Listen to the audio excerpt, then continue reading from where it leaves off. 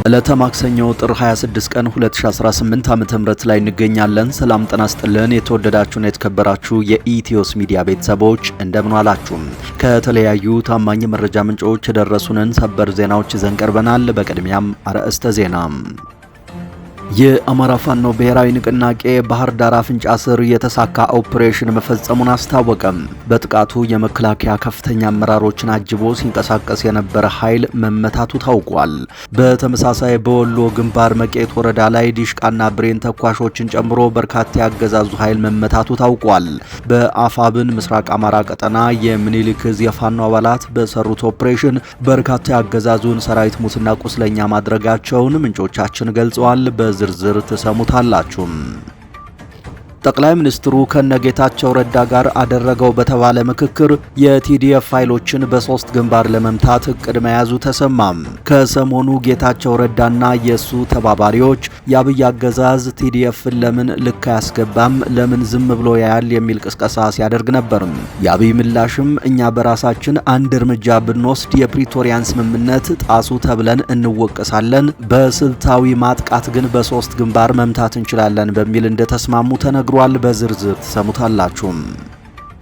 በትናንትናው ዕለት በቦሌ አየር ማረፊያ ያረፈው የዓለማችን ግዙፍ ወታደራዊ የጭነት አውሮፕላን ጉዳይ እያነጋገረ ነው።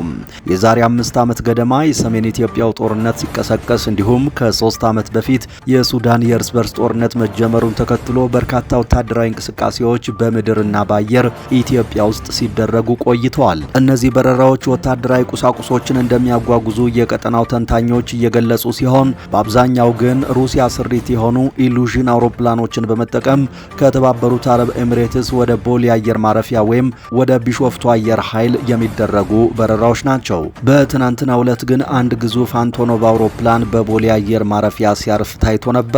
ጉዳዩን የተመለከተ ዝርዝር መረጃ ደርሶናል፣ የምትሰሙት ይሆናል። በህዝብ ተወካዮች ምክር ቤት የአማራ ብሔራዊ ንቅናቄ አብን ተወካይ የሆኑት ዶክተር አበባው ደሳለው በሀገሪቱ እየታየ ላለው የኢኮኖሚ ቀውሱ ዋነኛው ምክንያት የሰላም እጦት መሆኑን በመጥቀስ ለአብይ አህመድ ጠንከር ያለ ጥያቄ አቅርበዋል። ዶክተር አበባው በፓርላማ ንግግራቸው ወቅት ያነሱትን ጠንካራ ጥያቄና የተሰጠውን ምላሽ ትሰሙታላችሁ። የአፍሪካ ቀንድ ጂኦፖለቲካ አዲስና እጅግ ወሳኝ ምዕራፍ ላይ ደርሷል። እስካሁን በስልጠናና በምክር አገልግሎት ላይ ብቻ ተወስኖ የነበረው የቱርክና የሶማሊያ ወታደራዊ ትብብር ታሪካዊ በሆነ ሽግግር ወደ ቀጥተኛ የውጊያ ተሳትፎ አምርቷል። አንካራ ወታደራዊ ጡንቻዋን በሞቃዲሾ ምድር ላይ በይፋ አሳርፋለች። በውጭ መረጃችን እንመለከተዋለን። ክቡራትና ክቡራን አድማጭ ተመልካቾቻችን ቆይታችሁን ከኛ ጋር ካደረጋችሁ እነዚህንና ሌሎችንም መረጃዎች በዝርዝር የምናቀርብላችሁ ይሆናል። በየቀኑ የምንለቃቸው ትኩስ መረጃዎች በፍጥነት እንዲደርሷችሁ ቻናሉን ሰብስክራይብ፣ ቪዲዮ ላይክ እና ሼር ማድረጋችሁን ቀጥሉ። በቀጥታ ወደ መረጃው። የአማራ ፋኖ ብሔራዊ ንቅናቄ ባህር ዳር አፍንጫ ስር የተሳካ ኦፕሬሽን መፈጸሙን አስታወቀ። በጥቃቱ የመከላከያ ከፍተኛ አመራሮችን አጅቦ ሲንቀሳቀስ የነበረ ኃይል መመታቱ ታውቋል። መነሻውን ባህር ዳር ከተማ አድርጎ ከፍተኛ የመከላከያ አመራሮችን በ7 ፓትሮልና ተጨማሪ መኪኖች አጅቦ ወደ ጭንባ አቅጣጫ በሚንቀሳቀስ ኃይል ላይ ነው ጥቃቱ የተፈጸመው። ባህር ዳር አፍንጫ ስር እሪ በከንቱ እየተባለ በሚጠራው ቦታ ላይ ከቀኑ 9 ሰዓት ላይ ድንገተኛ መብረቃዊ ጥቃት በፋኖ የተፈጸመ ሲሆን ያገዛዙ ጦር ሙትና ቁስለኛውን ይዞ ወደ ባህር ዳር ከተማ ተበታትኗል። በተመሳሳይ ዜና በአፋብን የተለያዩ አሃዶች ጥምረት መቄት ወረዳ ላይ ዲሽቃና ብሬን ተኳሾችን ጨምሮ በርካታ ያገዛዙ ጦር መመታቱ ታውቋል። በአፋብን ምስራቅ አማራ ቀጠና የምኒልክ ዕዝ የፋኖ አባላት በሰሩት አስደናቂ ኦፕሬሽን በርካታ ያገዛዙን ሰራዊት ሙትና ቁስለኛ ማድረጋቸውን የመረጃ ምንጮች ገልጸዋል።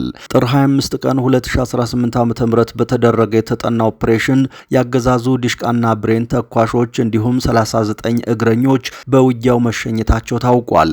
ከተሸኙት መካከል 9ኙ የሚሊሻ አባላት፣ 13ቱ የአድማ ብተና እንዲሁም 17ቱ የመከላከያ አባላት መሆናቸው ተነግሯል። በውጊያው በርካታ የብሬንና የነፍስ ወከፍ ተተኳሾች በአፋብን አሃዶች ተማርኳል። ያገዛዙ ጦር በበኩሉ አስከሬንና ቁስለኛውን ጭኖ ወደ ፍላቂት ከተማ የተበተነ ቢሆንም በመቄት ከተማም ከፍተኛ ለመረጋጋትና ፍርሃት ነግሷል ሲል የግንባር ዘጋቢያችን ከስፍራው አረጋግጧል። ጠቅላይ ሚኒስትሩ ከነጌታቸው ረዳ ጋር ባደረገው ምክክር ቲዲኤፍን በ3 ግንባር ለመምታት ስምምነት ላይ መድረሳቸው ተነግሯል። ሰሞኑን እነጌታቸው ረዳ የአብይ መንግስት ቲዲኤፍን ለምን ልክ ያስገባውም ለምን ዝም ብሎ ያያል የሚል ቅስቀሳ ሲያደርጉ ሰንብተዋል። የአብይ ምላሽ እኛ በራሳችን አንድ እርምጃ ብንወስድ የፕሪቶሪያን ስምምነት የጣሱ ተብለን በዓለም አቀፍ ኮሚኒቲው እንወገዛለን፣ ለህወሓትና ለቲዲኤፍ የፖለቲካና የዲፕሎማሲ ተተኳሽ ማቀበል ነው የሚሆንብን፣ ልናደርገው አንችልም የሚል ምላሽ ሰጥቶ እንደነበር ተሰምቷል። ከውስጥ በተገኘ መረጃ ግን ከጥቂት ቀናት በፊት አብይ አህመድ ከጌታቸውና ከጥቂት የጌታቸው ታማኞች ጋር ብቻቸውን በዝግ ባደረጉት ስብሰባ የሚከተለውን ብሏቸዋል። የእናንተ የትግራይ የሰላም ኃይል የሚባለው ጦር ግን ከቲዲኤፍና ከቲፒኤልኤፍ ጋር ውጊያ ቢገጥም የውስጥ ጉዳይ ስለሚሆን ዓለም አቀፍ ማህበረሰቡ እኔን የሚከስበት ምክንያት አይኖረውም። ስለሆነም በአፋር ግንባር ብቻ ሳይሆን በራያና በጠለምት ግንባር እናንተ ውጊያ ብትጀምሩ እኛ ከኋላ ሙሉ ድጋፍ እናደርግላችኋለን፣ የምትፈልጉትንም መሳሪያና ተተኳሽ እንሰጣችኋለን የሚል ሐሳብ አቀርቦ እነጌታቸውም በአብይ ሐሳብ ተስማምተው ስራ ጀምረዋል። ስለሆነም ቲዲኤፍን በ3 ግንባር ማጥቃት እቅድ ተይዞበት እየተሰራ መሆኑ ነው የታወቀው።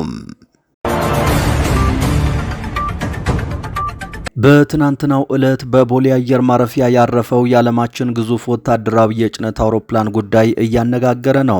የዛሬ 5 ዓመት ገደማ የሰሜን ኢትዮጵያው ጦርነት ሲቀሰቀስ እንዲሁም ከ3 ዓመት በፊት የሱዳን የእርስ በርስ ጦርነት መጀመሩን ተከትሎ በርካታ ወታደራዊ እንቅስቃሴዎች በምድርና በአየር ኢትዮጵያ ውስጥ ሲደረጉ ቆይተዋል። እነዚህ በረራዎች ወታደራዊ ቁሳቁሶችን እንደሚያጓጉዙ የቀጠናው ተንታኞች የሚገልጹ ሲሆን በአብዛኛው ጊዜ ሩሲያ ስሪት የሆኑ ኢሉሽን አውሮፕላኖችን በመጠቀም ከተባበሩት አረብ ኤሚሬትስ ወደ ቦሌ አየር ማረፊያ ወይም ወደ ደብረ ዘይት አየር ኃይል የሚደረጉ ናቸው። በትናንትናው ዕለት ግን አንድ ግዙፍ አንቶኖቭ አውሮፕላን በቦሌ አየር ማረፊያ ሲያርፍ ታይቶ ነበር። ዩክሬን በሶቪየት ህብረት ስር በነበረችበት ወቅት የሰራችው ይህ ኤኤን 124 የሚባል ግዙፍ የጭነት አውሮፕላን መነሻውን የተባበሩት አረብ ኤሚሬት አድርጎ ወደ ደብረ ዘይት አየር ሜዳ ከሄደ በኋላ ወደ አዲስ አበባ ቦሌ ኤርፖርት እንደበረረ የበረራ መረጃዎች ያሳያሉ። ይህ በኤሚሬትስ መቀመጫውን ያደረገው ማክሲመስ ኤር የሚያከናውናቸው ግዙፍ በረራዎች በምስራቅ አፍሪካ በተለይ በኢትዮጵያ የሀገር ውስጥ ጦርነትንና የጎረቤት ሀገር የሱዳን የእርስ በርስ ግጭትን ለማካሄድ እንደሚውሉ ተንታኞች ሲያስረዱ ቆይተዋል። ሚድል ኢስት አይ ከ3 ሳምንት በፊት ይፋ እንዳደረገው እነዚህ በረራዎች በድብቅ የጫኑት ዕቃ እንደሚራገፍ ጠቅሶ በተለይ ኤሚሬትስና ሳውዲ አረቢያ የገቡበትን ውዝግብ አስታኮ የሚደረግ አሳሳቢ የጦር መሳሪያ ዝውውር ሊሆን እንደሚችል አስነብቧል። አንድ የፖለቲካ ተንታኝም ጉዳዩን ሲያብራሩ እነዚህ በረራዎች በሱዳን ውስጥ ተባብሶ የቀጠለውን ጦርነት ለማቀጣጠል የሚውል መሳሪያ እያጓጓዙ እንደሆነ ጠቅሶም ዓለም አቀፉ ማህበረሰብ ትኩረት ሊሰጠው እንደሚገባ አሳስበዋል። ይህ አውሮፕላን የመጫን አቅሙ ከፍተኛ ነው፣ ተደጋጋሚ በረራዎችን ሲያደርግ እየታየ ነው በማለትም አስረድተዋል። አንዳንድ ሚዲያዎች እንደዘገቡት ደግሞ የሱዳን አርኤስኤፍ ታጣቂዎች ከመንግስት ጋር ለሚያደርጉት ጦርነት በቅርቡ 6 ተዋጊ ጀቶችን ከሰርቢያ እንደገዙ ዘግበው ጀቶቹን በመፈታታት ወደ ኢትዮጵያ ወይም ሊቢያ በመላክ ለታጣቂዎቹ ድጋፍ ይደረጋል ብለዋል። አልጀዚራ ቴሌቪዥን በአረብኛ ቋንቋ በቅርቡ ባሰራጨው መረጃ የሱዳን ተፋላሚ የሆነውና በሌትናንት ጀነራል መሐመድ ሐምዳን ዳጋሎ የሚመራው ፈጥኖ ድራሽ ኃይል በኢትዮጵያ ውስጥ የጦር ሰፈር መመስረቱን ገልጿል። ዘገባው በምንጭነት የጠቀሰው የጀነራል አልቡርሃን መንግስት አንድ ስማቸው እንዲጠቀስ ያልፈለጉ ባለስልጣንን ነው። እኚህ ባለስልጣን እንዳሉት ፈጥኖ ድራሽ ኃይሉ በኢትዮጵያ ውስጥ በቤንሻንጉል ጉሙዝ ክልል አሶሳ አቅራቢያ የማሰልጠኛ ማዕከል ገንብቷል። ከዚህ በተጨማሪ ወታደራዊ ተሽከርካሪዎች፣ የተለያዩ ጥይቶችና የጸረ ድሮን መሳሪያዎች በአሶሳ በኩል ለፈጥኖ ድራሽ ኃይሉ እየገቡ መሆናቸውን የገለጹት እኚህ ባለስልጣን ጨምረውም የኢትዮጵያ መከላከያ ኃይል ከፈጥኖ ድራሽ ኃይሉና ከኤስፒኤልኤ ወታደራዊ ክንፍ ጋር የመረጃ ልውውጥ ጥምረት ፈጥሯል በማለት አስረድተዋል።